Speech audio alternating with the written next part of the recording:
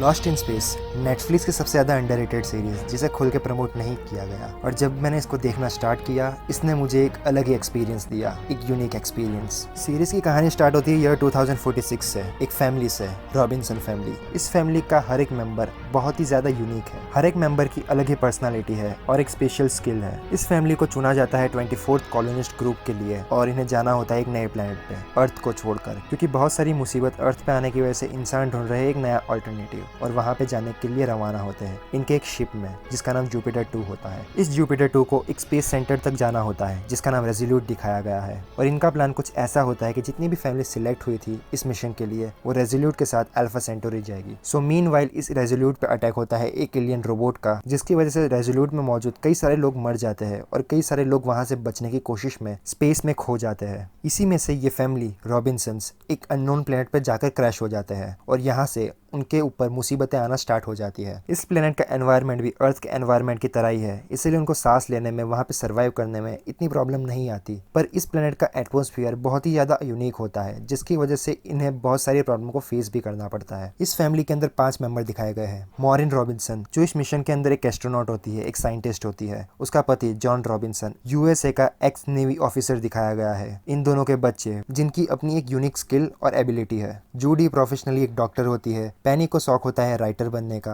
और will Robinson इस family का सबसे यंग लड़का होता है। नए प्लैनेट पे क्रैश होने के बाद बहुत सारी मुसीबतें आती है, उसी में विल एक रोबोट को बचाता है और विल का वो बेस्ट फ्रेंड बन जाता है। विल को वो हमेशा सेफ रखना चाहता है। सो ये सीरीज का most of the part will और रोबोट की फ्रेंडशिप पे फोकस किया गया है, और साथ ही रॉबिन्सन्स के ऊपर आने वाली मुसीबतों पर भी। इस सीरीज में जैसे जैसे हम ग्रो होते हैं हमें बहुत सारे नए कैरेक्टर से इंट्रोड्यूस करवाया जाता है। उसमें से 2 कैरेक्टर हमारे दिल को पूरी तरह से छूने में कामयाब होते हैं। पहला कैरेक्टर डॉन वेस्ट का, जो शिप का मैकेनिक होता है, वो एकदम फनी कैरेक्टर दिखाया गया है। शुरुआत में जब वो आया था तो हमें लगा था वो सेल्फिश होगा, पर जैसे ही हम उससे फेमिलियर होते हैं वो कितना केयरिंग और उसके साथ रहकर कितना प्रोटेक्टिव हम फील करते हैं, ऐसी वाइब हमें आती है। और दूसरा कैरेक्टर डॉक्टर स्मिथ का, जो एक लालची कैरेक्टर होती है, सेल्फिश, अपनी जान बचाने के लिए दूसरों को मुसीबत में डालने से भी पीछे ना हटने वाली। सो ये दोनों कैरेक्टर रॉबिन्सन के कॉन्टेक्ट में आते हैं और इनके कैरेक्टर्स में भी इंप्रूवमेंट आने लगते हैं। इस सीरीज के टोटल 3 सीजन है और एक भी एपिसोड के अंदर हम ऐसा फील नहीं करते कि हम बोर हो रहे हो। जब भी एपिसोड एंड होता है उसके नेक्स्ट एपिसोड को हम क्यूरियोसिटी से देखना चाहते हैं, और देखते देखते हमें पता भी नहीं चलता कि सीजन कब एंड हो गया।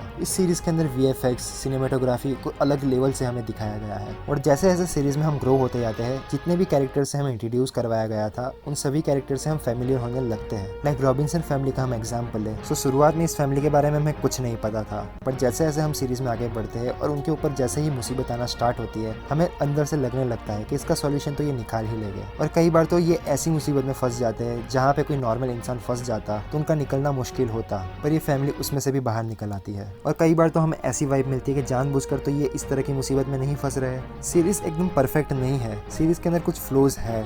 लाइक कुछ सीन्स के अंदर हमें ऐसा लगता है कि कुछ ज़्यादा ही चीज़ों को ओवर ड्रामेटिक करने की कोशिश की गई है, पर उन सभी चीज़ों को हम इग्नोर कर सकते हैं क्योंकि हम इन सारे कैरेक्टर के साथ, स्टोरी के साथ पूरी तरह से अटैच हो जाते हैं। इस सीरीज के अंदर सबसे ब्यूटीफुल चीज़ दिखाई गई है विल रॉबिन्सन और उस रोबोट के बीच की फ्रेंडशिप। इस सीरीज के 3rd सीजन के एंडिंग तक वो रोबोट विल का साथ देता है, उसे सपोर्ट करता है, उसकी रक्षा करता है। विल की फैमिली शुरुआत में रोबोट के अगेंस्ट होती है, पर सीरीज में आगे वो उसे एक्सेप्ट भी कर लेती है। वो रोबोट कौन होता है, उसे किसने क्रिएट किया होता है, वो विल का बेस्ट फ्रेंड कैसे बन गया। उस रोबोट के अलावा भी बहुत सारे रोबोट्स थे जिसने शिप पे हमला किया था, उन्हें कंट्रोल कौन कर रहा है। ऐसा बहुत सारे क्वेश्चन हमारे दिमाग में आते हैं सीरीज को देखते हुए, जिसका आंसर हमें धीरे धीरे मिलता भी है। पर कुछ ऐसी चीजें भी सीरीज में है जिसको मिस्ट्री बनाकर ही छोड़ दिया है। लाइक रोबोट्स को क्रिएट किसने किया था। जूडी प्रोफेशनली एक डॉक्टर होती है और वो हमेशा क्यूरियस रहती है लोगों को बचाने के लिए। उसे उसके काम में मजा आता है और उसका वो एक्साइटमेंट उसके कैरेक्टर में हमें दिखता है। पेनी को एक कंफ्यूज्ड कैरेक्टर हमें दिखाया गया है, उसे लाइफ में क्या करना है वो उसे पता नहीं है।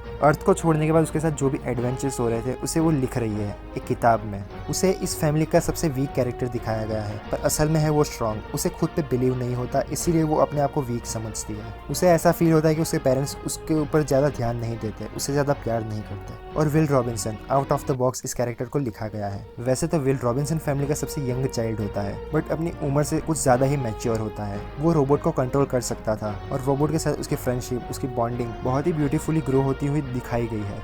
जॉन रॉबिन्सन एक बहुत ही प्रोटेक्टिव फादर हमें दिखाया गया है और मॉरिन अपने काम में प्रोफेशनलिज्म को फॉलो करती हुई नजर आती है। वो अपनी फैमिली के लिए बहुत सारे गलत डिसीजंस लेती है पर प्रोफेशनली वो एकदम परफेक्ट डिसीजन लेती हुई नजर आती है।